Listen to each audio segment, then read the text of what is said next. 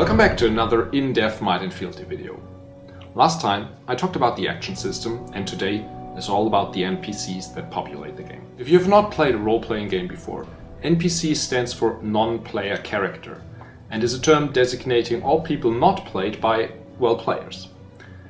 There are two kinds of NPCs in Might and Fealty: the faceless masses and the named ones. The million or so peasants that inhabit the game world are only tracked as abstract numbers, because their quantity matters and their personal fates are not important at the level of this game. Yes, that is a horrible way to treat people if they were real. Fortunately, they aren't.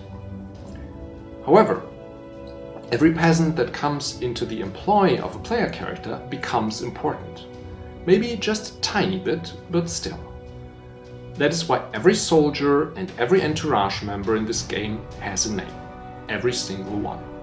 It just adds so much personality and life to a game. Names are important. There is a massive psychological difference between learning that you lost 3 soldiers in the last battle compared to learning that Hans and Frank are seriously wounded while Peter died. And for soldiers, Might and Fealty goes a step further and actually tracks their performance in the last battle. You will not only learn that Peter died, but how.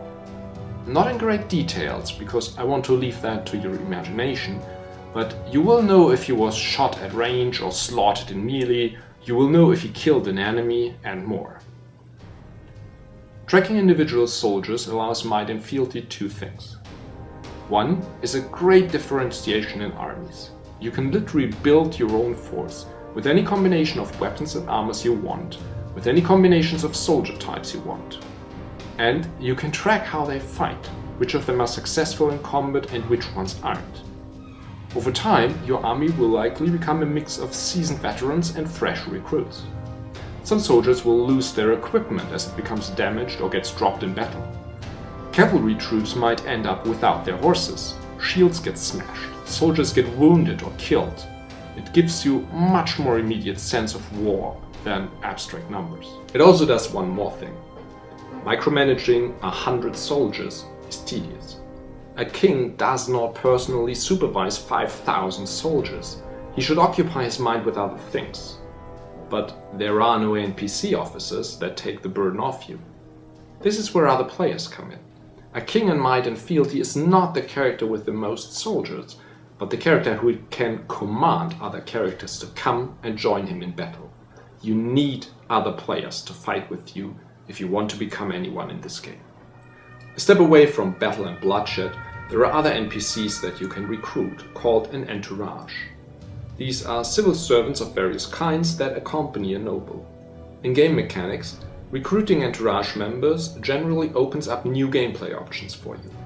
For example, if and only if you have a scholar in your Entourage, can you research history logs. Translators allow you to send automatically translated letters to players who do not share a common language with you. Scouts improve your scouting range on the map. Prospectors give you a more detailed economic analysis of areas you travel through, and so on. Entourage is a fantastic way to expand the gameplay aside from combat and diversify characters. For example, merchant NPCs give more trading options for those who are more into the economic gameplay. There are even spies that you can recruit. The detailed NPCs in Might and Fealty are one of the factors that set it apart from most other games that work on a much more abstract level. There is a cost associated with this greater detail, both for the game and its players, but the reward is a much more immersive and personal game world.